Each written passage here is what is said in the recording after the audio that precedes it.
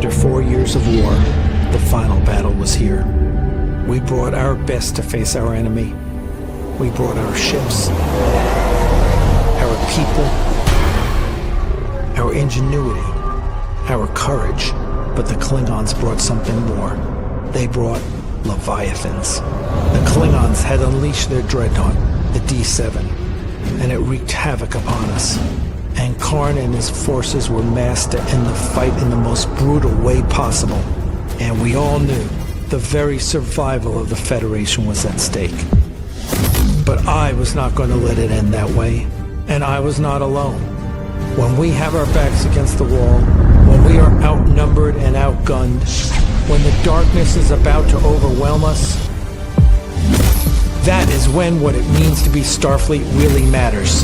That is when every one of us stood up and said, it ends here.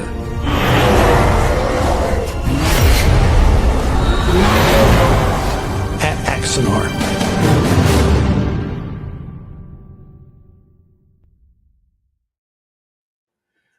All right, good evening all, and welcome to our esteemed guest, Jason Batt. How are you, Jason? I'm doing fantastic. I'm doing really well, Alec. How are you? I'm doing well. Now, everyone, tell everyone, first of all, and this is our first Axanar Confidential, well over a month. Tell everyone a little bit about yourself, because I've gotten to know you here over the past couple of weeks, but no one out in fandom here necessarily knows who you are. Yeah, no, it's glad to do it. Well, one, I mean, massive Star Trek fan ever since I was a little kid, so that goes without saying. But my area of focus is primarily, they call me a technological philosopher. My PhD is in mythological studies, primarily focusing on theories of Joseph Campbell, Carl Jung, really deep into like what are our focuses. And my dissertation was focused on what is our focus of belief as we travel into the stars, as we enter space. So I'm very curious of what happens to us and the collective unconscious, Jung's term, once we get into space. I've been actually working in the space industry for probably about 15 years. First got involved with a NASA DARPA event way back in Florida in 2011 called 100-Year Starship. Actually joined on with that team, served with them for many years, produced quite a lot of different things. And 100-Year Starship was a activity, a focus to basically say, can we develop the capacity for interstellar travel in 100 years? Out of that, I've created a few other companies, Deep Space Predictive Research Group, which our goal is trying to develop crew compatibility for long deep space missions. How do you make sure that if you're going to be, shoved into a can and you go into outer space, you don't kill each other? On a fun one on that one of the techniques and tools we use for early assessment is we actually run people through the Star Trek Bridge crew software. Interesting. So yeah, we've integrated that into simulator, that one. Yep. Yeah. The one that really forces everybody to work together and get along, or, throw the controller down and run away. So, and since then I've been involved in a whole bunch of different projects. I edit various space journals of space philosophy. I've put together several anthologies of science fiction, written a few novels myself. And really my big thing is what I'm very, very focused on the mythologies of the future, whether that be science fiction or actual. And I've even begun really exploring the last few years here, the concepts of xenomythology. What will, if we actually encounter life out there, what will they believe? What will be their myths? What will be their structure for belief? So I'm it in a nutshell. There's quite a lot there. So I'll let you kind of pick and choose. The first one that doesn't necessarily, it may be a little off of what we're going to be talking about here this hour, but the fact that you're interested in xenomythology, my question, is the big question we all know is not, is there life out there? Because I think it's impossible to believe that there is not life, whatever that life is. Yeah. probably doesn't look like us, but there's life out there. It may not be intelligent. It may be animal or flora or micro. There's life out there. It's impossible. Yeah. The question is, why don't we know about it? Are we the top of the food chain that we're sending out signals and such and not getting anything back? Is the reason we're not getting anything back because there is no one receiving it? Or, it just doesn't see. It seems to me that the challenge is that there are barriers to communication between interstellar civilizations, and that's why we don't know. Which also then begs the question is, well, have they not solved that problem? Have they not solved interstellar faster than light travel or faster than light communication or anything like that? So I'm throwing a lot at you there, but what's your general thought about this? Oh, I have spent quite a lot of time digging into this one. A lot of time reflecting on this. You're correct. I am someone who deeply believes there's life out there. I just cannot believe with the absolute massive number of galaxies that we've discovered. And even, we're sitting in this incredibly wonderful moment in time where, we have the James Webb telescope, and that's been building on years of what the Hubble has done. Our understanding of the universe is so much more complete than even it was at this time last year. And everything just seems to scream and shout that habitable planets are all over, not just our galaxy, but we have to assume across other galaxies. So I'm confident there's life out there.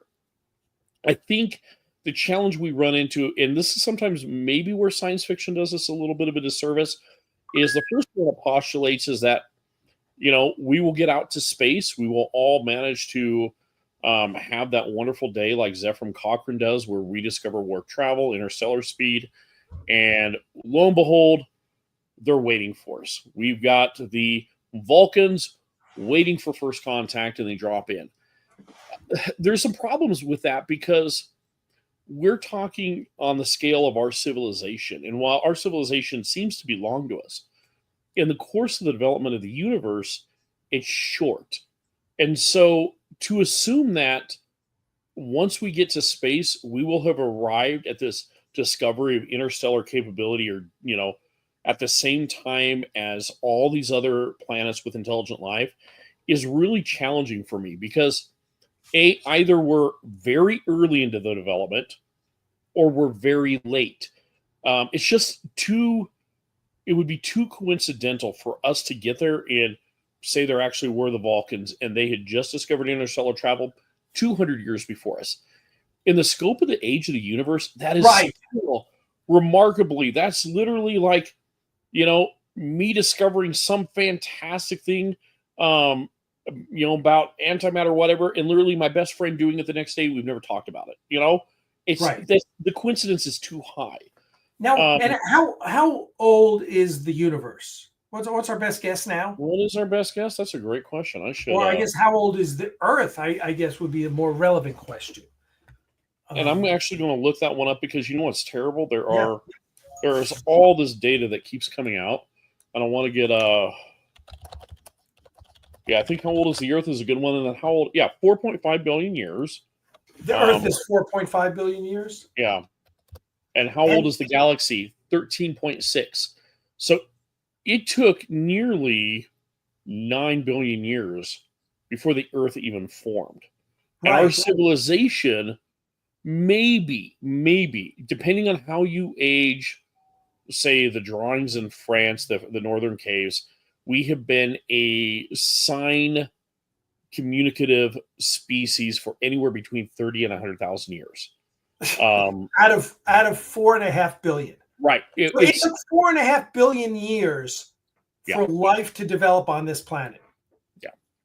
And life develop, that's not for human life to develop on this planet. No. Yeah, for life. When did multicellular life start developing on this planet? About 3.5 to 4.1. So at least it took 500 million years. Minimum, if not a full billion years, for it to have developed as multicellular life. And so when you start late, so that's our planet.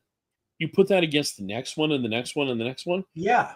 I mean, the easiest answer to the Fermi paradox might just be that we're the first. As hard as that is to believe, as shocking, and sometimes when I get frustrated with the human race, to realize that we may be the most advanced. I hope not, but And it's possible it that and it's possible that there have been other civilizations in our galaxy or others, and they grew up and just never got to interstellar travel, and then were extinguished. Yeah, and there's a likelihood of that. One of the groups I work with really explored what were basically species-ending events, and when you start cataloging all the potential ways that a society at our age could literally destroy themselves, get wiped off, and never get that first foot off the planet, it's remarkable.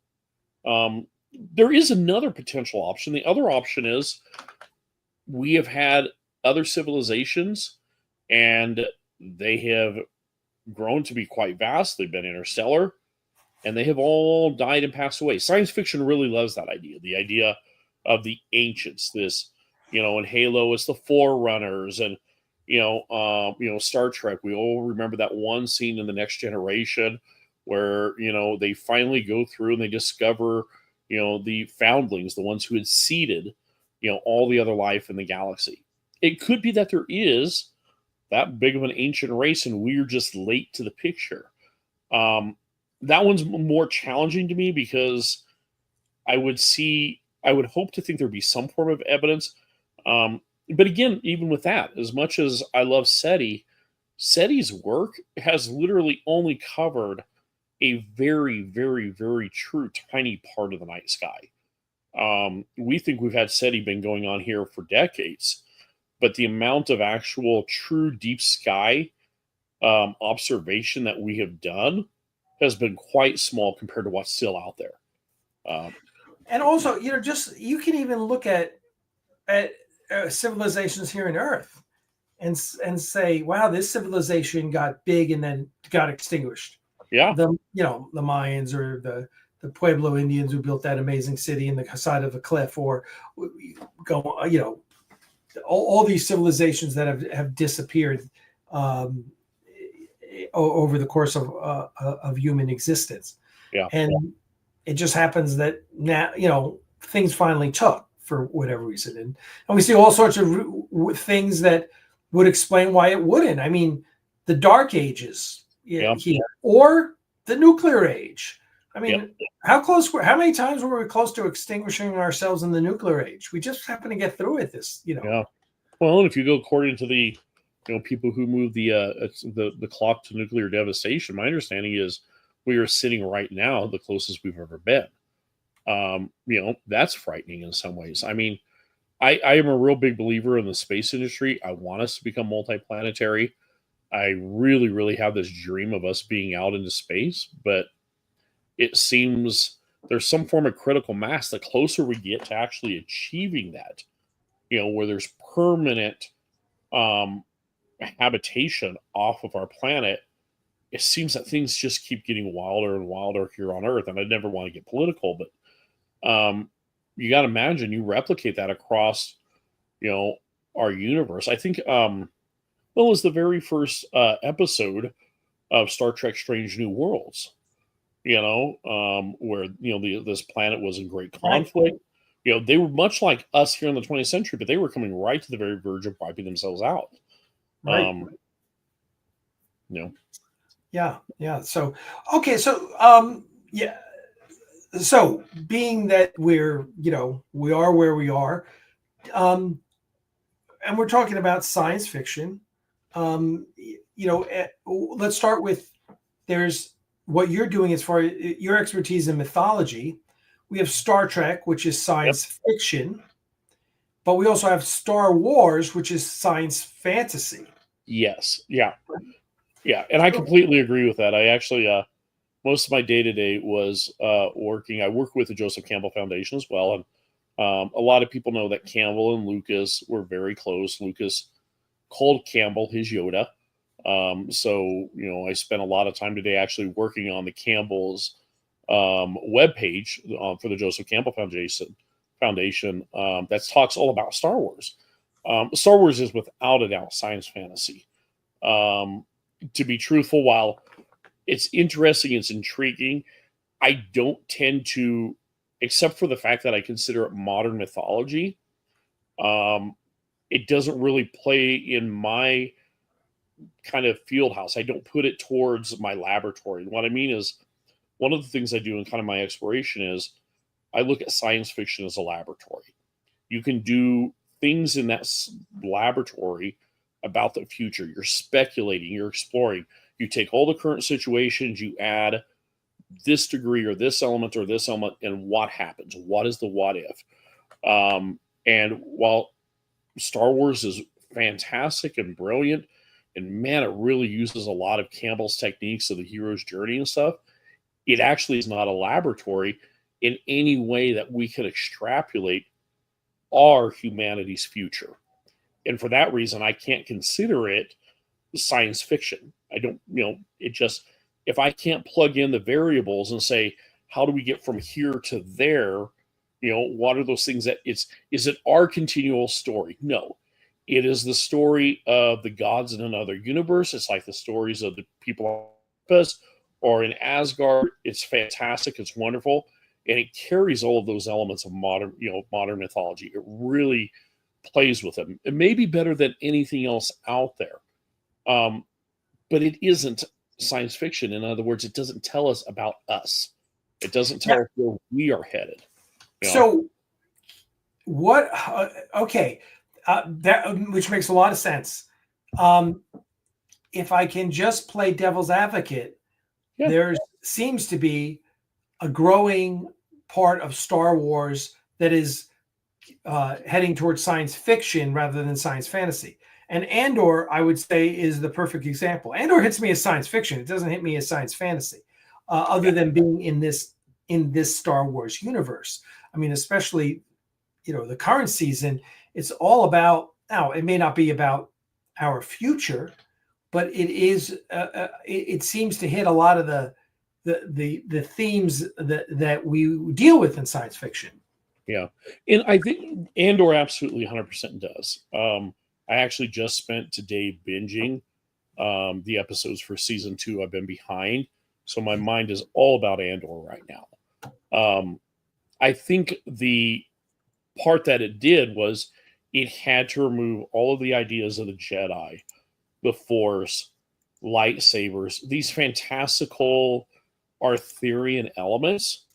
And once it extracted, Star Wars could be in that place pure science fiction. Yeah, that makes sense, because this is what this is, you and I have spoke about this offline, but this is what I love about Rogue One, is how realistic it is. How down, I hate to say down to earth. It's how, it really is ground level conflict in that universe. And that's where I see Andor. Andor is hitting on, especially this season, Andor is just hitting on so many themes that we are either dealing with in our society today, or are themes that, about personal responsibility, about conflict resolution, about sacrifice, that seem a lot more relevant. And again, that none of that is, portending our future, because it's in this different universe, but it is themes that we see in science fiction all the time. Yeah, it's the developers of Andor, you can tell, are actually deep science fiction fans. There are elements of Andor that harken back to, I think, Joel Haldeman's Old Man's War. Some of these really, really classic science fiction, and some of them that are bleaker than others. There were moments in this that, and I could probably go down a rabbit hole, but reminding me of, the Baxter Zeeley cycle. You can tell that whoever is behind in that writer's room, their source of information is not just Star Wars. They are people that are reading science fiction. They're understanding the idea of what could actually happen for conflict on a empire level. And as much crap that everybody gave Lucas when the Phantom Menace came out with that title scroll about taxation of trade and stuff, that was about the closest Lucas actually got to true speculative fiction, where he's extrapolating and starting to look at actually economic science fiction. He just brushed it, but it was really close, Yeah, I'm sorry. Oh, there we go. I apologize to the audience because our chat is not keeping up with all of your comments, and it just downloaded everything here for me. So I'll try and read your comments as well. So in your role, you said your role was mythologist / futurist / what was your last one? Technical philosopher. And the reason being that is, like, I have a book coming out in July called Soul in the Machine, where it's just on AI, but specifically looking at AI from the question of depth psychology, mythology. What does myth have to teach us about, these created machines? And, truthfully, Greek mythology does it. There's the robot man named Talos. That's, here's a 3,000-year-old myth, and Talos and Medea, which is actually the artwork that's on the cover. And at the same time, in Jewish mythology, we have golems. Humans have been dealing with this idea of, can we create life? And what we make life as is out of the features around us, the rock, the stone, the metal. Can we do this? And once we do so, what is our relation and what does it say about us? So, yeah, technological philosopher is kind of really where I land. Not exactly the thing you think of when you're a kid going, when I grow up, I want to be a technological philosopher. It wasn't necessarily that, but I mean, I still go back to my earliest days. I always tell the story. My father, I grew up out in the wild plains of Nebraska, way out from the city. And my dad took me out one time. It was about 11 midnight. And it was cold. I didn't even have shoes on. Marches me on the lawn, sets up these two natty green lawn chairs, sits down. My dad's a gruff German man. He's like, look up. At what? I want to go to bed. Just be patient. A few minutes go by, and finally I see a streak of light. And then another. And then all of a sudden, like, the entire sky fell. And it was the Leonid meteor shower. And all of a sudden, my mind, I can just remember the expansion my mind had. And I'd watch Star Wars. I'd watch all this other stuff. I mean, I'm old enough to have remembered actually going to the theater and seeing Empire Strikes Back. My cousin had taken me. But that moment of seeing the meteor shower, the next day I went out and got a telescope, but I also picked up a copy of Isaac Asimov's Foundation. And to me, I could never separate the two. In my mind, the actual physical exploration through science and what's happening in astronomy seemed paired to me with the what if, because you're looking at that shower and you're like, what if? Where did that come from? Where did that come from? And just in your mind realizes, okay, we're on this planet and the universe is so much larger, so much wider. I just had a, almost kind of a reverse overview effect where sitting down and looking up, I just realized how small we were, and yet at the fact of how much there was to yet be discovered. There's that line, it's attributed to Carl Sagan. It actually wasn't him, it was a reporter that was interviewing him, but that line that says, somewhere, something wonderful is waiting to be discovered. And I feel like my whole life has been driven by that one question or that statement. I'm just convinced that somewhere else, there's still something wonderful to be discovered. And we are so small and we think we've got it all together on this earth. And the reality is we haven't even begun. We haven't even cracked out of the egg to discover what the universe is like. Yeah, that's certainly true. Yeah, I think I hate thinking of space in the terms of the vastness of it's so huge. And, I have not seen that movie Passengers with Okay. Chris Pratt. Yeah. I have not seen it. I need to see it. I understand the premise of the movie is that he gets woken up and then wakes up Jennifer Lawrence. But even understanding that little bit of that movie, I can say, oh my God, space travel, it will be so fundamentally lonely. I mean, even if you're with other people, it's going to be lonely because the vastness of space is just so overwhelming. But when you get dealing mythology and science fiction, then, so you talk about Joseph Campbell, and Joseph Campbell is tell us about Joseph Campbell. Really, just tell everyone real quickly about. We've heard about Joseph Campbell and the hero's journey, but tell us a little bit about it. A little bit more. I encourage people, go to our website, jcf.org. It's all there. But Joseph Campbell was an anthropologist. Originally really was focused on Hindu mythology and then grew.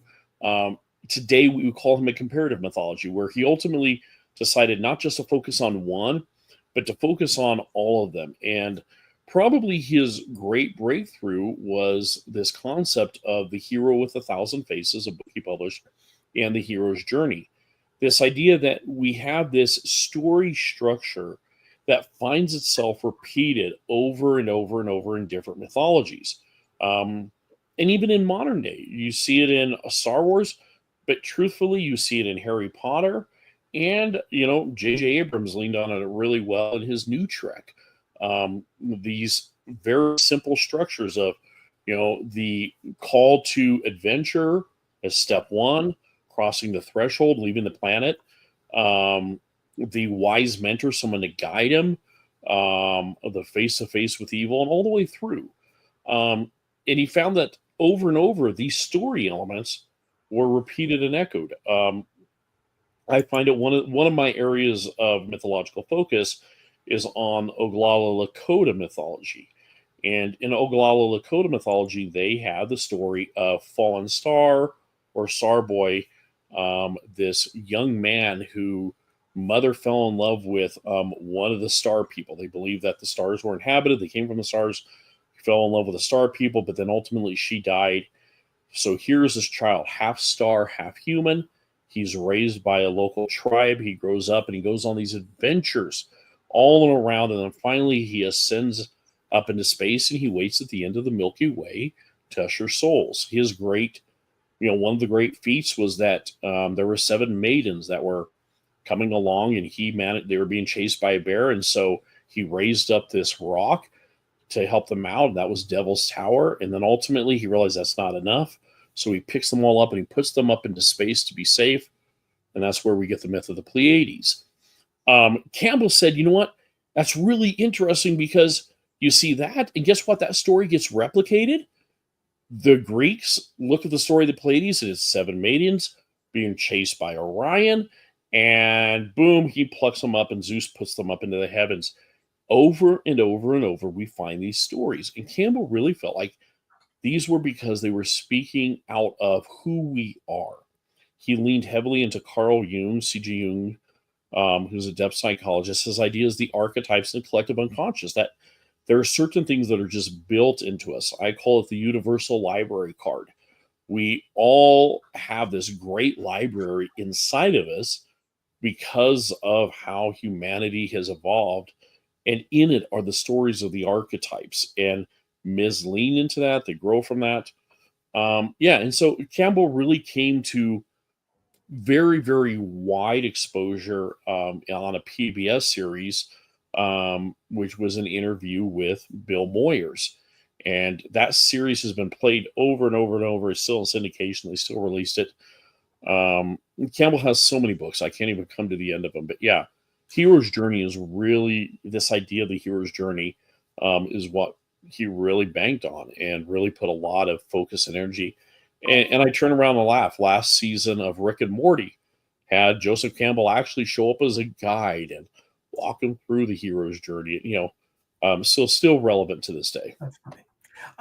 When I was years ago, when I was working on the script, I started working on a script for Axanar in 2000.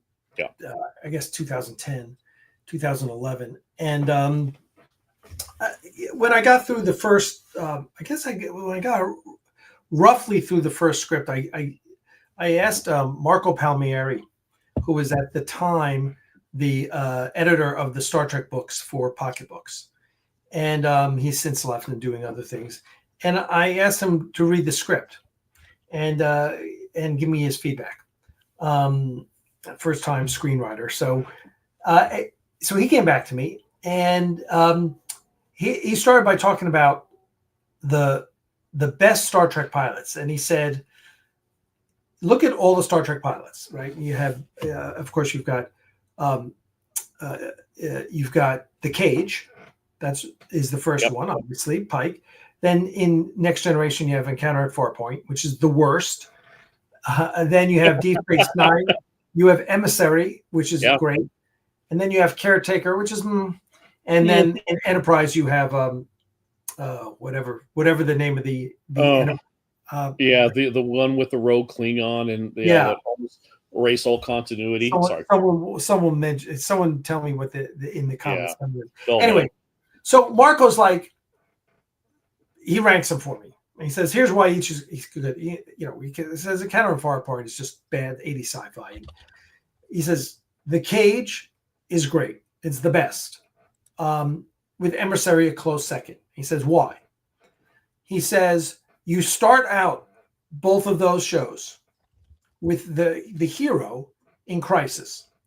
And the hero's crisis is this basically questioning his faith in whatever, in the system, in himself, in the job he's doing, and not sure that he's in the right spot.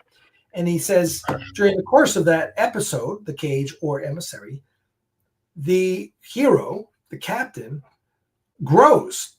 There are challenges that they're facing. There's situations they're facing. And by the end of the episode, they have a fundamentally different view of their role in Starfleet, in the Federation, in space travel, in whatever. And he said to me, I don't see that growth. I don't see that challenge with Garth. It's, as I always say, it's a procedural. And I said, oh, yeah. I was like, got it. That's a great note. I said, I absolutely see what you're talking about. Because I definitely see, it's interesting in my acting class with Richard Hatch back in, so this is 2014, 2015. I did the scene from The Cage where he asked the doctor into his cabin, and he talks about what, I'm tired. He's, Pike's like, I'm tired. I'm tired of deciding who lives and who dies. And because he's just come back from this mission where he's lost 3 crew members, including his yeoman, and he's crisis of faith. And so I got it. I was like, yeah, I get it. Okay. And so I added things in there to make the script one where there's growth for Garth, right? Yeah. And we have and then there's at one point there's a death that's significant to him. But along the way, there's different things to indicate who he is and what's important to him, and so forth. So that there is this, even though it's about this battle and him in this battle, the best stories, the best war stories are personal stories. Yeah. And I feel that.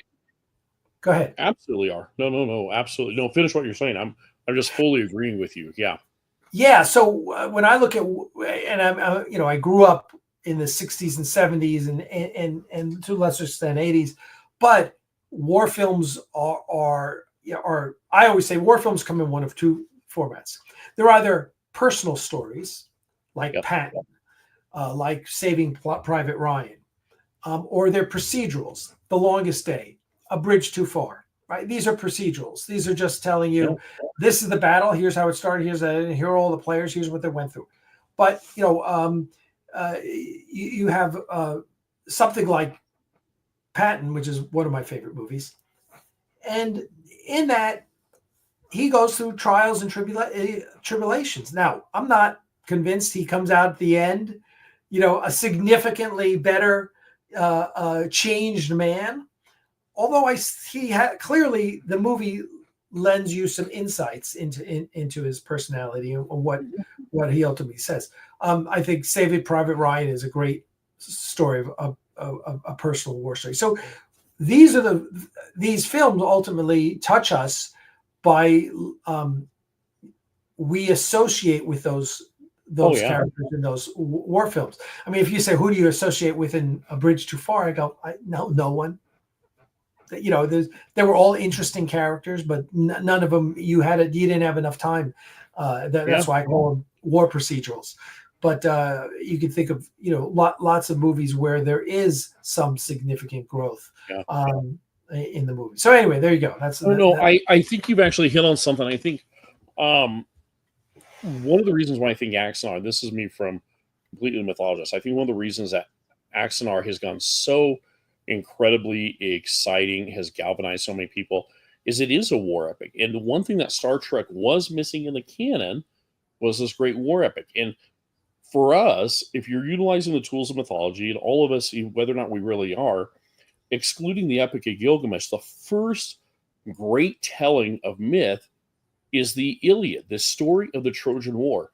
And I don't know if you were banking on it, but in my mind, when I look at Axanar is Star Trek's Trojan War. Garth is, in my mind, this combination of Achilles and Odysseus. You have this, I will not stop, I will take the battle to them, Achilles, and yet the conniving mind of Odysseus, the one who literally gets the goddess of wisdom to say, that is mine, because you are so conniving and tricky, and he twists him up, and he's the one who creates the Trojan horse. Captain Garth is that character. We've decided, rather than 3,000 years ago on the shores of Troy, you've placed it out amongst the stars, but you're retelling the story of the Iliad. You're telling the story of this incredible dynamic conflict that has gone on so long that people don't even understand what it's about at some points. They just know they have to fight, and that rallying of dedication and yet at the same time cunning that the great hero has to have to break through that constant warfare. And what Iliad tells us is that it's often not the enemy, the other force that you're fighting, which becomes the most defeating of the enemies in war. Often it's just war itself, because war becomes repetitive. And it's Garth who breaks that, that hold of this constant, stalling war back and forth, and Garth breaks out. He does what only Odysseus and Achilles can do. That's yes, and I think we get there in a very the development of this story, and this is where the script. I'll have to send you the full script of the full feature film, because we had this great feature film which deals with so much more character development and personal stories, and it really ties in to the future of Star Trek, especially Star Trek 6. Axanar, actually, I tell everyone, once you've seen the next 2 episodes of Axanar and read the script of the feature film, go watch Star Trek 6, and you're going to go, oh shit, I get it. That's why there's Chang is that way. That's why, yeah. And but the point being that we this whole thing, Axanar, this whole story starts with the episode Whom Gods Destroy, when we learn about Garth. And there's 2 scenes where you learn about Garth. There's the scene where Spock and Kirk beam down, and Donald Corey says, oh, our latest inmate is Garth of Izar, and they're seeing him on the screen, and Kirk says, well, he was my hero at the academy. His books are required reading, whatever. And I'm like, but this is Kirk's hero? Okay, I'm in. And then you see the scene when, Garth's mad and he's trying to convince these 2, Kirk and Spock, to join him. And we learned a bunch of other things. We learned that Garth charted more star systems than any other captain, which I was like, so he's an explorer first. Yeah. First. Yeah. And his victory at Axanar. I'm like, so he won this big battle. And Kirk says, it made Spock and I brothers. So there's something about that. Why?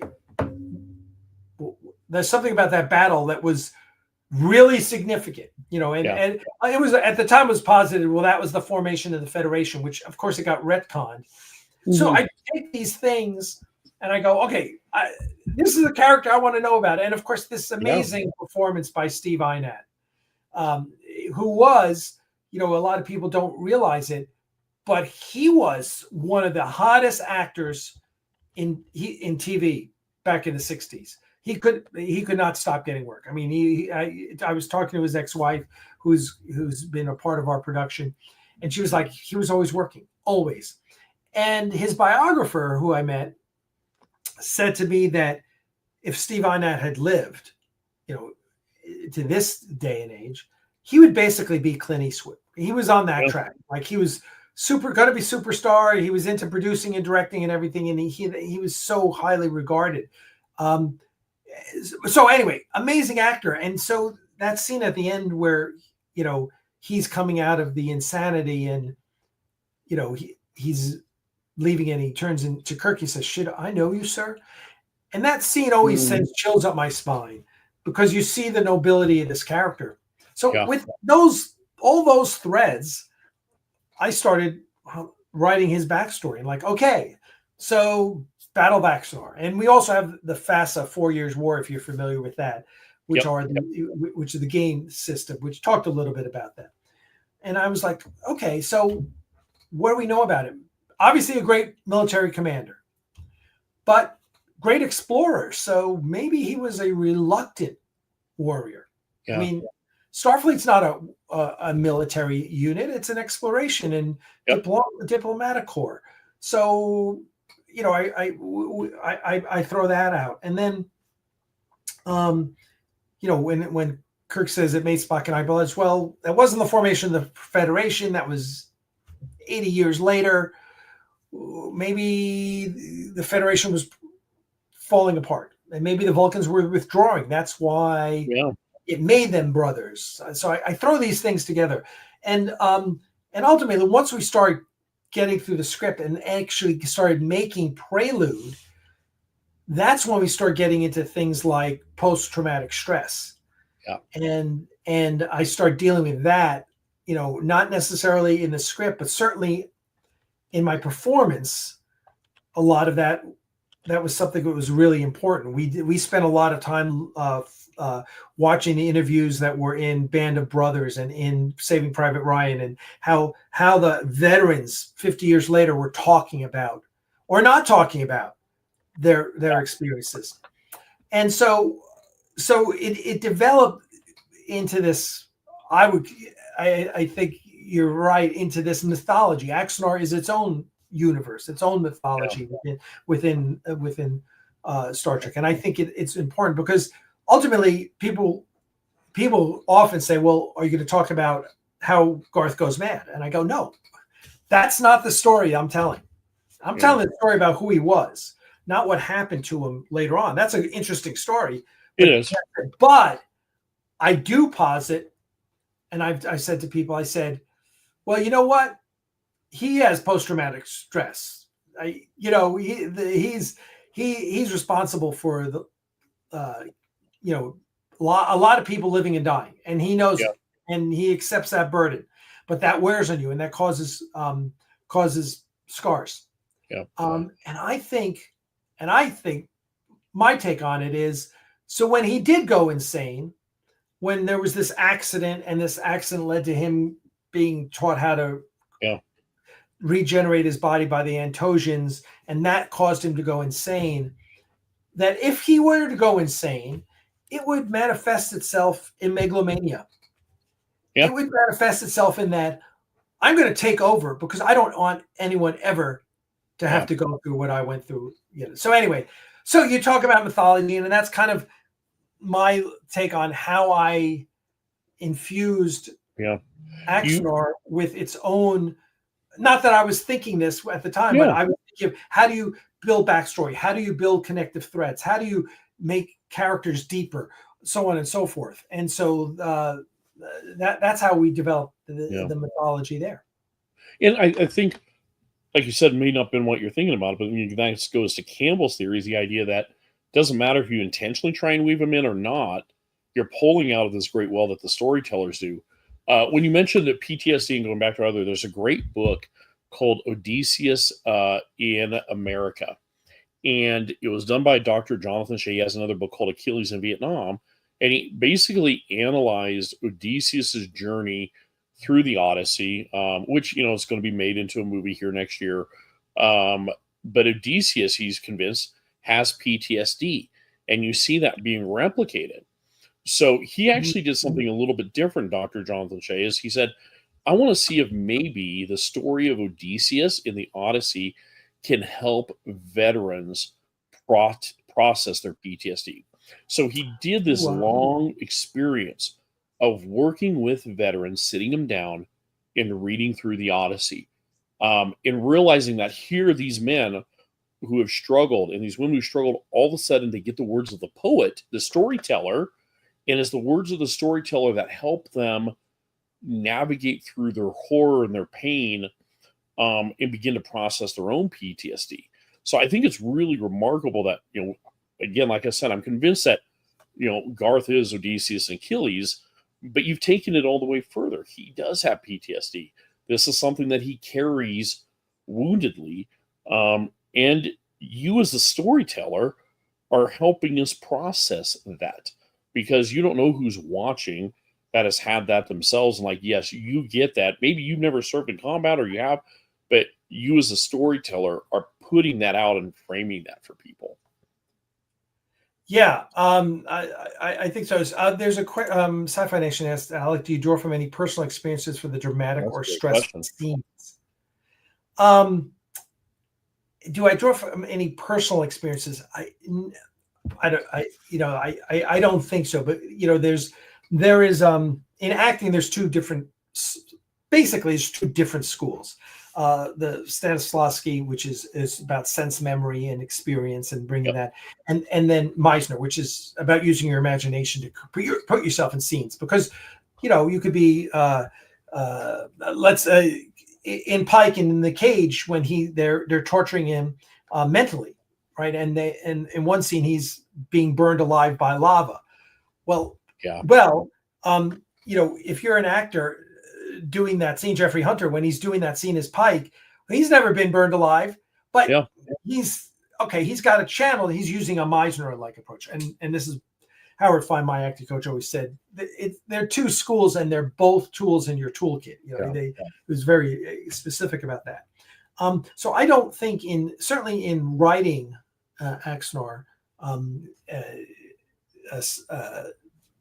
I don't think, back to the question, I'm not sure that there were any personal experiences that I necessarily drew from. So it wasn't like a sense memory type thing. It was definitely much more of a imagination type thing. Like, what are we doing here? And of course, I had wonderful people. David Gerald was helping me with the script, and Marco Palmieri, of course, and John Montrath, who's Dr. McCoy in the Star Trek New Voyages fan film. He's the one that got me in with the Robert McKee's seminar and read his book. Yeah, are you familiar with Robert McKee? Yeah. Robert McKee is, definitely. I've studied every one of his works, every one of his writings, and his approach is, in a way, a distillation of Campbell. Whether or not he'll, acknowledge that, but it really is. But even if he isn't, it's still that hero's journey. It's still that. Yeah, McKee is brilliant. I love. In fact, I've just pulled out again his books on dialogue, and I'm rereading those again. I think got to be for the third or fourth time, but yeah. And of course, the other great book on screenplay, writing a screenplay, is Save the Cat. Oh yeah. And I talk, and because we are now making a trilogy, Prelude to Axanar is the third episode of the series. People, and I will say, people say to me, "Oh, it's episode 3. Where's episodes 1 and 2?" And I say, "There's no episodes 1 and 2. It was literally a conceit that we came up with." Perfect. We were in the editing room and we said, Rob and I loved The World at War, the famous BBC TV series about the Second World War, narrated by Lewis Levier. And so that was kind of our touchstone for a lot of this. And I was like, okay, so it's the name of this series is The 4 Years' War, right? And this is Prelude to Axanar. That's what we called it. Well, we should put an episode title number in it. And we said, okay, I said episode 4. Oh, no. Episode 4 is Star Wars. Episode 3. We can do that. Yeah. That was it. We never expected to make any more. That was proof of concept for a full-length feature film. So when the lawsuit came and hit and we had to chunk it down and make 2 more episodes rather than the feature film, it was natural to go back and say, okay, we'll just make it that the first episode and we'll make 2 more episodes, episodes 4 and 5. So, but being that we now will have a trilogy, we've been very cognizant of saying, okay, Prelude to Axanar is running the cat up the tree. Yeah. Episode 4 is called The Gathering Storm, in reference to Winston Churchill's great book about World War I, is lighting the tree on fire. Yep. And episode 5 is going to be Save the Cat, right? Yeah. That's the way to do it. So anyway. Yeah. Save the Cat is, my MFA is actually in creative writing and screenwriting, and Save the Cat was our Bible. And all the variations, he's now got, Save the Cat does this, this, and this. And I mean, but it's actually fun to go back and use that model, that breakdown, that framework, and explore movies that you've seen 100 times. You realize, how did I not realize that was the Save the Cat moment? That was literally that moment right there. But it's an ingenious way of looking at how to tell a story simply. Yeah. It was great. And so I think when we tell stories, and this is why I wanted to get your feedback on science fiction, because the science fiction is a genre, but there's so much in science fiction. It's like what I say, Axanar isn't a war movie. War is just a setting that you tell a story within. So tell us, in science fiction, when you think about the mythology of Star Trek, what do you think are the key points of the mythology of Star Trek? Do you look at it in the lens of Joseph Campbell? Are you looking at the captains and their hero's journey? Tell me how you interpret Star Trek within the lens of what you do and what's important to you. I think a couple things. One, you said that science fiction is a genre, and I think not to be in any way an evangelist for science fiction, but I think it exists in a very different perspective or different position than most any other genre. Ursula K. Le Guin, fantastic science fiction writer, she wrote that science fiction is the mythology of the space age. I've heard it called that it is the handmaiden to mythology, that science fiction operates in a different way because it's the only one that says, okay, this is now, and where are we going to go? Everything else works through a different lens. And I think science fiction can be very broad and apply a lot of different things. I would not just explore the mythology of Star Trek, though, through Campbell. While I'm, like I said, I adhere to Campbell's theories, I think he's spot on. There are too many other great mythologian experts out there, from Levi Strauss to quite another of them that I think explore this. I think there's a couple things that I look at. One, there's a theoretician by the name of Rudolf Otto. And Otto dealt with this concept of what he called a term that can't come with this term called the numinous. And basically what he was trying to do is, what is that feeling, that sense of absolute awe? He goes, often people experience it in a church, a religious setting, in a cathedral, where he goes, we encounter what we would call the holy. But he goes, the holy cannot just be relegated to a single religion, because every religion has this experience.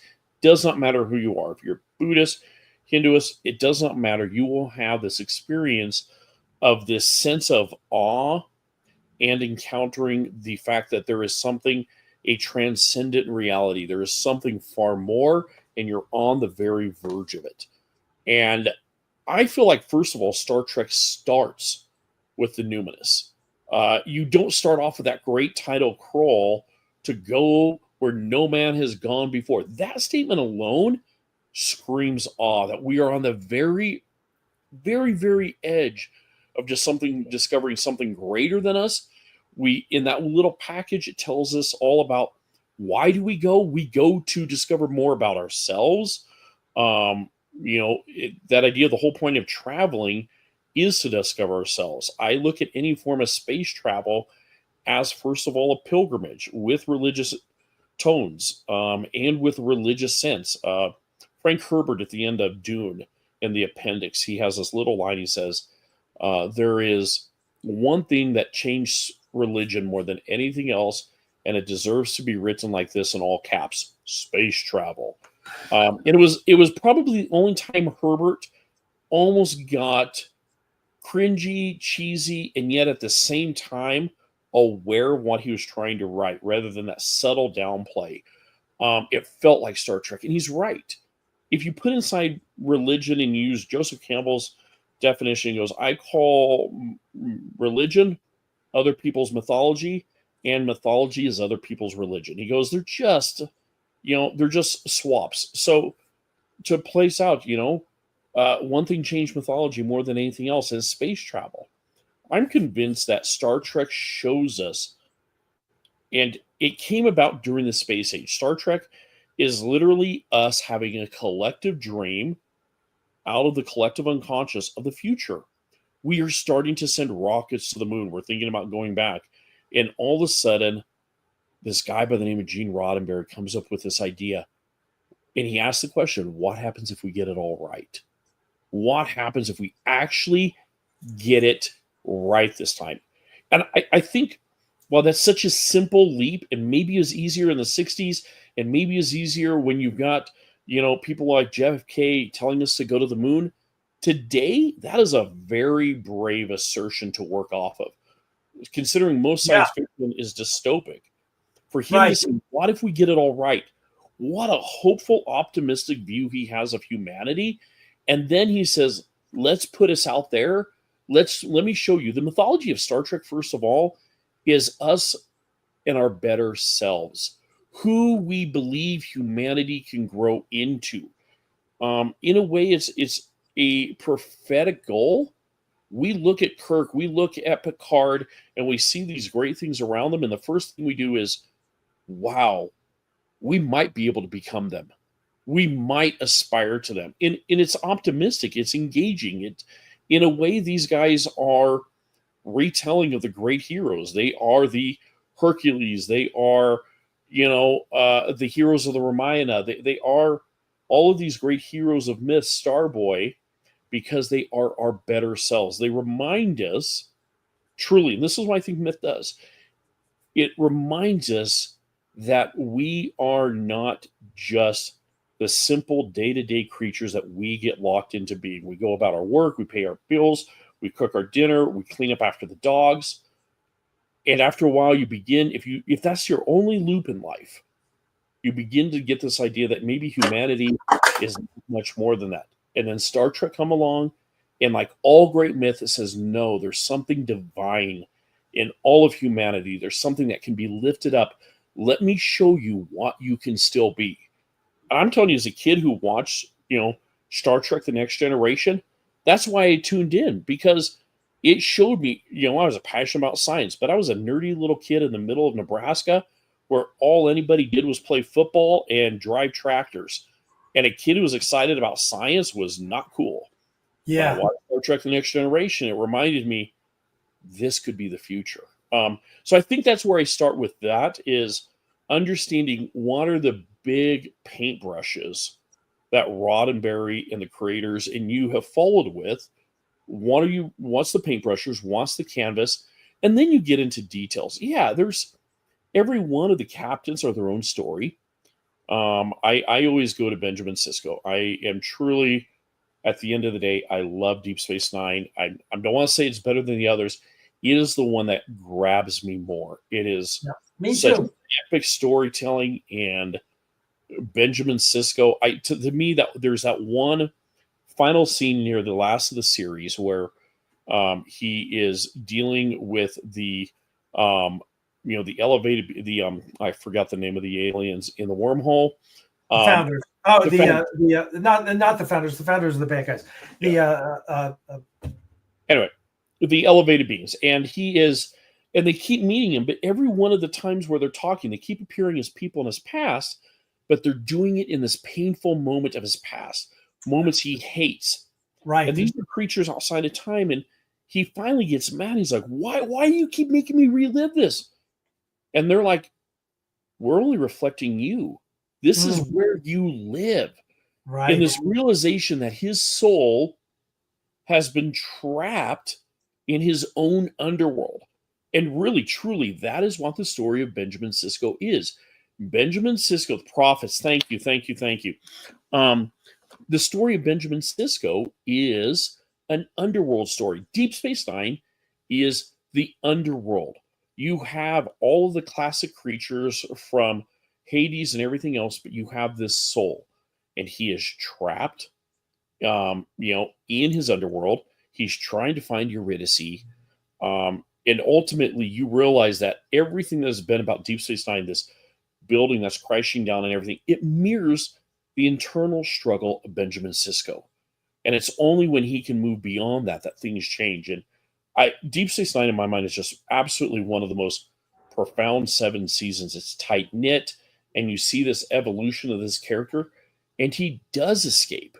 He escapes out of the underworld and yes, he goes to be the emissary to live amongst the prophets, but it might as well be anyone that finally gets out of the underworld. They finally complete that. And the underworld journeys are our earliest. I mean, I said the Epic of Gilgamesh. One of the earliest stories is the story of the Mesopotamian goddess Inanna and her journey into the underworld to meet the people who had betrayed her and hurt her and deal with the loss and all the sister pain and everything, until she had to literally strip herself down to be literally killed and resurrected. Benjamin Sisko does that. Star Trek is playing with these deep, deep myths that literally come from the earliest age of humanity. And I think that's one of the reasons it just excites people and galvanizes us. Even if we don't realize it, we are repainting, the stories of the old myths, but onto new canvases, and canvases about us now. These canvases of technology and AI and everything, but we realize they're still the same problems and we're still the same humans. And so I want to just ask you, you're well aware that in Next Generation, it started when Gene Roddenberry was still a consulting producer on it. He was trying to eliminate drama amongst the crew. And there was that just caused a lot of consternation with writers and other producers, and like, drama is conflict.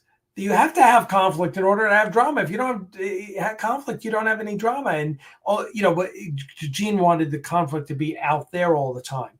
Yeah. And it's just, listen, we could say that in Star Trek: The Next Generation that Earth is a paradise, which they said a number of times, that they've solved all their problems. We've solved all our problems after the Third World War, and there's no famine, and there's no poverty, and there's no money, and God, everyone's happy, joy. That's great, but that doesn't change human nature. There's still ultimately going to be conflict, and ultimately, Next Generation, I think, really takes off, whether it's simply correlative or rather than causative. When Gene passes, Star Trek: The Next Generation takes off and starts having some really, really good shows. And I think that's there's only so far we can take that idyllic paradise, a utopian society thing. There's only so far we can take it before we just run into hard truths that there's always going to be, differing, I don't know, psyches, different motivations, different, people who, there's going to be good people and bad people. That's just the way it's going to be. That is, in fact, human nature. Yeah, no, it is. I've got a incredible respect for Gene Roddenberry for maintaining that commitment to that vision of what we could be. But simultaneously, yeah, you can't create good fiction without conflict. And at the end of the day, we are still human, and you've got to be able to show that. But at the same time, it also shows some of the ways they navigate the conflict that are new to us. That's where you can have fun with the science fiction. You can say, hey, look, the ways you guys have been establishing them and struggling with these things is there are better ways to go about there. There are better ways to deal with our worst selves. Just like he gave the vision of our best selves, there are better ways for us to deal. I think that is where Star Trek gathered hope, was it shifted that away of like, okay, maybe we will not solve all of our bad stuff. Maybe we can solve the external, but we won't solve the bad stuff. But we can get better at solving it. We don't always have to pick up the gun. We always don't have to pick up the knife. We can grow and evolve as a species. Yeah, I think so. And I think one of the other great things about Star Trek Deep Space Nine is the arcs of all of the characters. All of the characters grow significantly during this 7 seasons. And I'm not sure that doesn't happen in Next Generation. I don't believe quite the same. No, it doesn't. I mean, there is here and there. Yeah, and Voyager, maybe in Voyager, there's some good arcs there. I mean, the 7 of 9 has an interesting arc. The Doctor has an interesting arc. Tom Paris has an interesting arc. So there are, but Deep Space Nine is unabashedly all about the development of each one of these individuals. If you look at Emissary, and you look at how wet behind the ears Julian Bashir is, right? Yeah. Or how, hey, Jake and Nog are kids. Yeah. They're just kids. So they're going to have their whole growth. And Nog's arc is just one of the best arcs in all of Star Trek. That literally was the first thought when you said Nog, is I'm like, talk about taking a character and pushing him as far as it will go, and at the same time doing it logically. You see Nog's growth, and you're like, it's a beautiful arc. But you're right. I mean, I love Voyager, but I mean, unfortunately, near the end of that, a lot of arcs did get sacrificed to the development of 7 of 9. I'm a big fan of Star Trek Prodigy. I feel like there was some great kind of at least attempt to save the story of Chakotay, do some things there. But the beautiful thing about Deep Space Nine is you don't need a sequel to that. You don't need a follow-up. It told all the stories. I mean, beginning to end, we got all of them. Bashir is a perfect example.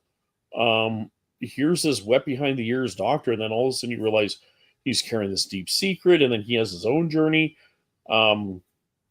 It's phenomenal. I think Star Trek was probably at its peak during the Deep Space Nine years. Yeah, I'm hopeful that we'll get back to that. I don't want to give opinions on new stuff, but I am a fan of Strange New Worlds. I'm not going to lie, big fan. Yeah, so am I. I've enjoyed it. Anson Mountain is wonderful. Oh, perfect. Yeah. I have my quips and qualms with it. But overall, I think it's a wonderful addition. And listen, all of that, I was just talking with a certified Kurtzman hater the other day, who I'm friends with. Listen, there's tons of them. I run into them on Reddit. They're out there and they're very loud. Yeah. Yeah, and that's fine. I'm not going to argue with that. I'm not of the camp that Kurtzman raped my childhood by destroying Star Trek. Yeah. I have issues with Discovery, which I don't like particularly. But I think we can draw a line between good Star Trek and good science fiction.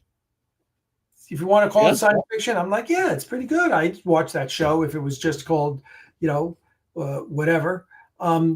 But I think that the challenge was talking about mythology.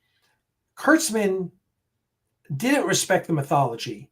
Correct. And I'm glad. Okay, I'm glad you agree. He didn't respect the mythology. I do actually agree with that very strongly. Yeah. Yeah, because unlike J.J. Abrams, who had Robert Orci there when he was making the first Star Trek movie in 2008, 2009. And Orci said, listen, you need to make this clear that this is an alternate universe. This is not the Star Trek people grew up on. So, and they put that line in there where they're talking, and they're talking about the causation of the Kelvin, the Kelvin being destroyed and the Narada coming through the wormhole, and they literally say, so we're in an alternate timeline, and that gave leave to all the fans to go, okay, not my Star Trek, but it's a Star Trek, and maybe I like it and maybe I don't, but I don't need to judge it as how is it as a replacement for my Star Trek? It's not. Yep. It's a different Star Trek, and I really respect the fact that they did that. And Kurtzman didn't learn that lesson. Kurtzman could have made that. If you're going to go back and do a prequel, and you're going to, I'm sorry, if you're going to steal elements from Axanar, that's fine. God bless you. Sincerest form of flattery. All right, that's all. But at least respect the fans and be clear that this is an alternate timeline. We've gotten to and he didn't do that. And then he gave us those horrendous Klingons and all that crap, which was I'll tell you, I mean, you struck on something there with the Klingons. And this gets into my issues on the xenomythology, is the whole point of this growth of the Klingons and all of a sudden them going into this deep prophecy and having these religious sentiments that drove clan violence and all this stuff. Okay, that stuff would be central to a species. And it hasn't been there. And all of a sudden it gets slapped on. And so it feels manipulated in that point, because you can't just throw in a religious motivation onto a species that we've seen for over 30 years on screen or more. It just doesn't take. We can't accept it because those motivations would have been deeply ingrained and we would have seen them elsewhere. Do I think actually there are some of those motivations? Yeah, I mean, there's no doubt that the Klingons are a religious species. Now, the religion is not like ours. It's not necessarily based on this idea of divinities and stuff. Their religion is very different. They have a very different focus, but they are religious in their amount of dedication. The fact that these things that drive them as warriors are total and holistic. Not to be dumb, he really needed a xenomythologist when he wrote that, because he missed it. He pulled at the wrong threads and missed what was central to that whole species development and arc. And that was the problem too with the Klingons. We talk about character arc. Each of the ships have had a character arc, but the Klingons had a character arc. And it went from being this one species that was completely at war, and then slowly over time, like you said, with Star Trek and Kirk in the motion pictures, in this coming to peace, all the way up to we get Worf, who is this one individual serving on a bridge. We have an arc there. And if you don't honor that, the fans are going to revolt, because it doesn't feel like ours. It doesn't feel like we're like, you can try and shove it in all you want, but in a way, it doesn't respect what has happened before. And the other problem too, and Star Trek is so damn big. I am always shocked when people have to go and retread the same story matter. I am just stunned. I'm like, what? Why go back and reinvent that? Why, when we're talking, okay, what's the play field for Star Trek? It's the entire damn galaxy. You can't write something unique and original with a starship flying through the galaxy that doesn't infringe on or impede on anything of other canon. it's just lazy story writing. And I'm coming through a little bit too strong. I've got No. Listen, these are all things that Star Trek fans, complain about, and I think we all would have liked a Discovery set 20 years after Voyager. Yes, that would have solved a lot of problems, right? Perfect. That would have, and it would inform their decisions a lot better as well, because they couldn't have gone with this crazy Klingon nonsense. Yeah. But also they would be trying to reinvent the past. Even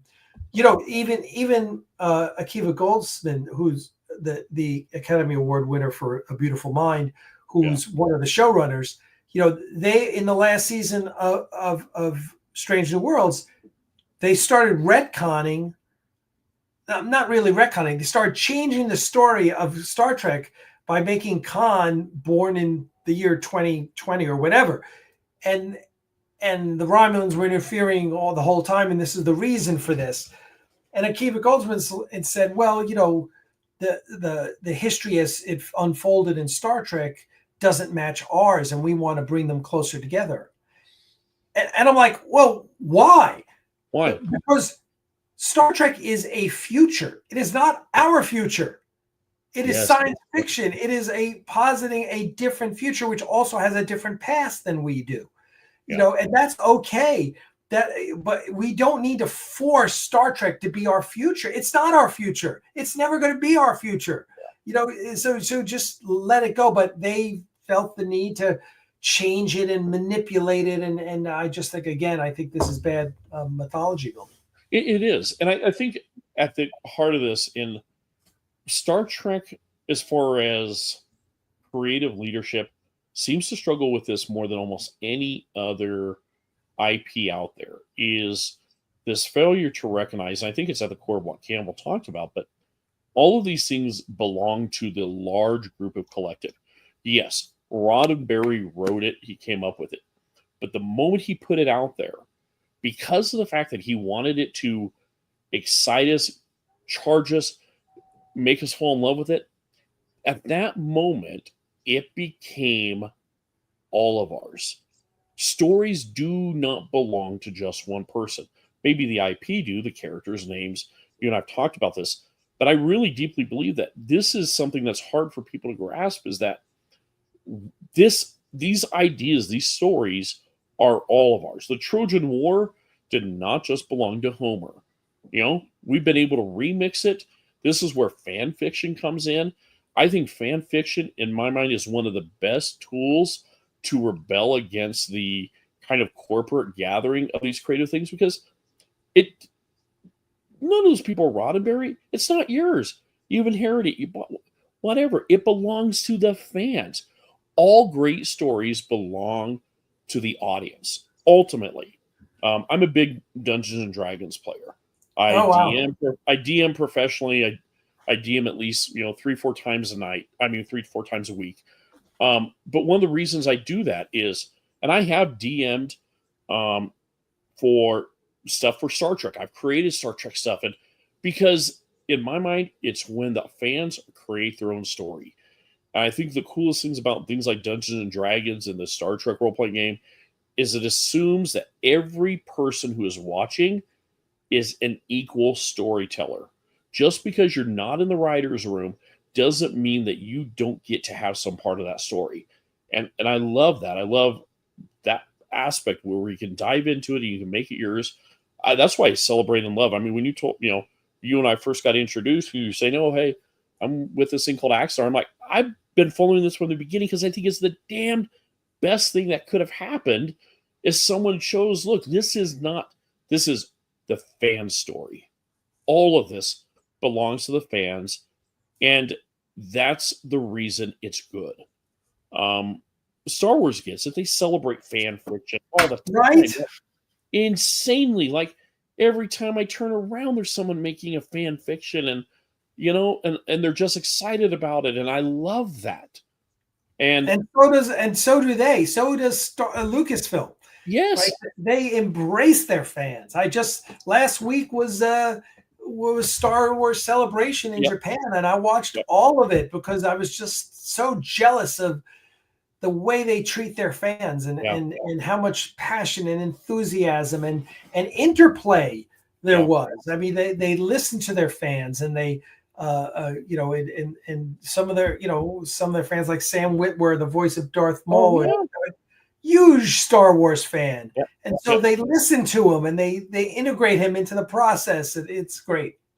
No, it's true. It's when you get fans and you bring fans into the creative story, you bring them into the creative thing, and that's where things really take off. And I think, you know, one of these days, whoever's holding the IP for Star Trek is going to all of a sudden realize what will really truly make Star Trek go the distance is when we stop having an iron grip and we celebrate the fans.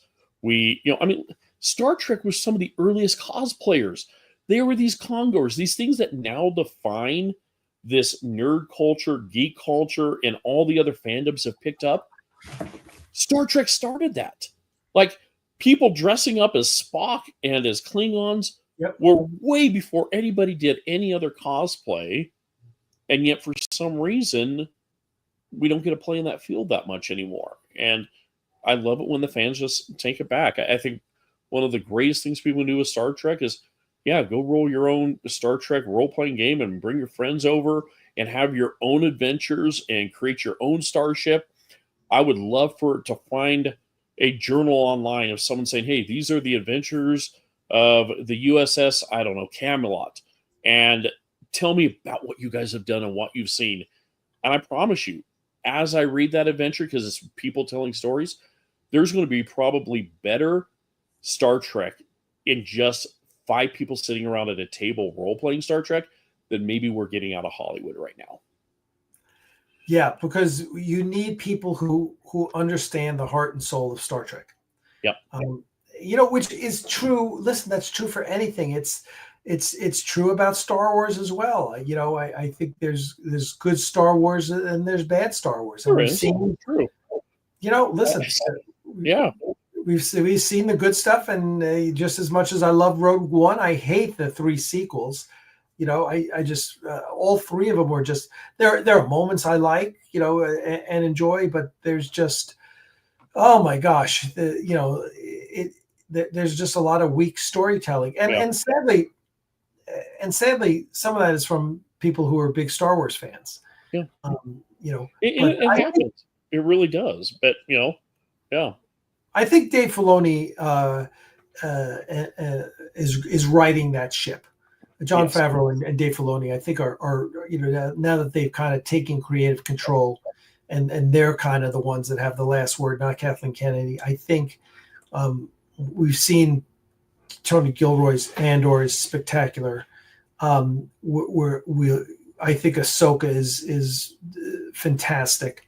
So I think we will continue to see great Star Wars, and I can only hope that the acquisition of Paramount by Skydance, and hopefully with no ill will towards Alex Kurtzman, but I really think he needs to go, and I think they need new blood in there who understands Star Trek. Yeah. We'll see. Hopefully that will lead to a true renaissance of Star Trek, because we started to see it with Lower Decks and and Strange New Worlds and Prodigy. I think Discovery and for the most part Picard were misses. They were. I mean, I love Picard. I really did. I watched it, but at the end of the day, I'm like, it missed. I love seeing all those old characters come back, but it truthfully, like Lower Decks, I was so excited about Lower Decks. So, I mean, for me, I was able to get my young kids into watching Lower Decks. I was so excited to get little ones into Star Trek. And then for them to go on, and now, Strange New Worlds comes out. We watch that. I couldn't do that with Discovery, which also tells me a little bit of something that may have been wrong. Like, there's something that great storytelling also manages to break out of age ranges. It captures a larger, Lower Decks, everybody sees the animation. They think, oh, these are just for kids. But the fact of the matter is, just because it's using animation, it's all ages. Really good Star Trek can grab a young kid's attention under the age of 10 as much as it can an 80-year-old's. And Discovery didn't do that. I think that's part of it. It missed it. But I agree with you. I'm hopeful. But I do think that going back to some of the stuff we talked about really, really at the beginning, where we talk about, will we get off this planet? And it seems like the closer we get to it, it becomes incredibly hard. I think when you look at the condition of the world right now, we need a revival of Star Trek. I believe that Star Trek is wonderful, great for entertainment. But I'm also, because I believe it does so well with mythology, I think it's essential for our overall optimism and growth as a species. We need stories like Star Trek that can propel us. And Star Trek has. I mean, you look at how many people got involved in the space industry because they saw it on Star Trek. They believed it. Star Trek, there are so many aerospace engineers and astronauts. Yep. There are people that looked up at the sky and said, okay, I can do that. Right now, with all the way that our world is right now, we need Star Trek. We need these stories being told and done so well, and we need it optimistically because it's where we need it. Star Trek is essential, I think, for humanity at this point in juncture.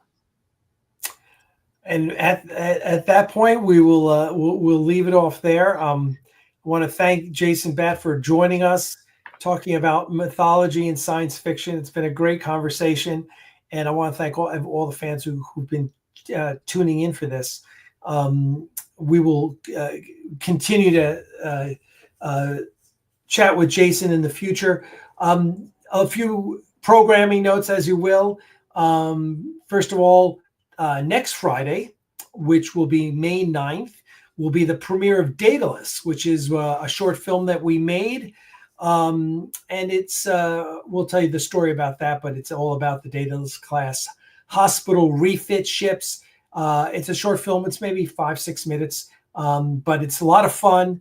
It's basically a thank you to our benefactors and executive producers, Dave Lanyon and Goodness, who came in and rescued Axanar and paid for the rest of the movie to be the 2 episodes to be made. So that's next Friday. In the meantime, Lee Quesenberry is working really hard on our donor site. So he's rebuilding it from the ground up. So if you are a donor and have been a donor anytime over the last 11 years, you will be able to go in, track your donations, see what perks you've gotten, see what perks you're due, update your address, your email, whatever.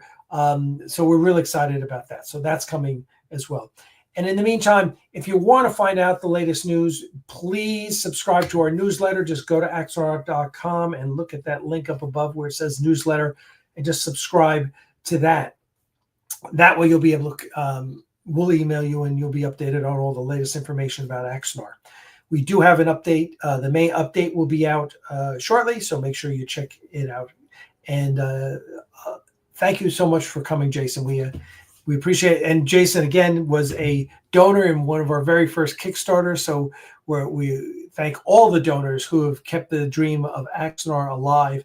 The last thing I'll leave you with, Jason, is there's another story that is steeped in mythology, and that is the story how 11 years after the lawsuit, Axanar is finally going to hit the screen. Yes. And there will be a fun documentary about that, about everything that we faced over the last 11 years. And hopefully we have Skydance, and hopefully they come in and have a new attitude, which we believe they will, about fans and fan engagement and fan films. So anyway, everyone, you know where you can reach me. Jason, why don't you tell people where they can reach you if they want to follow up on your work? What's your website? Email, whatever you care to share. Right now, my website is being rebuilt. So for right now, I'm encouraging everybody just find me on LinkedIn. I'm on LinkedIn. My username is Jason Bott. I do respond to everyone that connects with me there, messages me there. I'm in the process of rebuilding my website. If you're in need of a good dungeon master, I'm on Start Playing. You can also go to deepspacepredictive.com. That is a Deep Space Predictive Research Group. Find out what we're doing there. And then another group I've done is called Project Lodestar. Project Lodestar deals with space ethics and We've got a science fiction bent there too. But those are pretty much the big ones where you can find me at right now. There you go. And you can always reach me, Alec, at Axanar.com. Check out our website, Axanar.com, which has links to everything, including Axanar Animal Rescue, where we're rescuing cats here in Atlanta, and the Axanar store. Please consider joining our Patreon campaign at patreon.com/Aries Studios, where we give every other day, we're giving updates, behind the scenes photos, all the latest, everything that's coming through the VFX team. And the post-production team is getting sent to the Patreon campaign, so you can really see what's happening, which is really exciting. This week we've got all the compositing of Saval. We're going to be previewing that, as well as our new tactical imagery, which is a lot of fun. So there you go.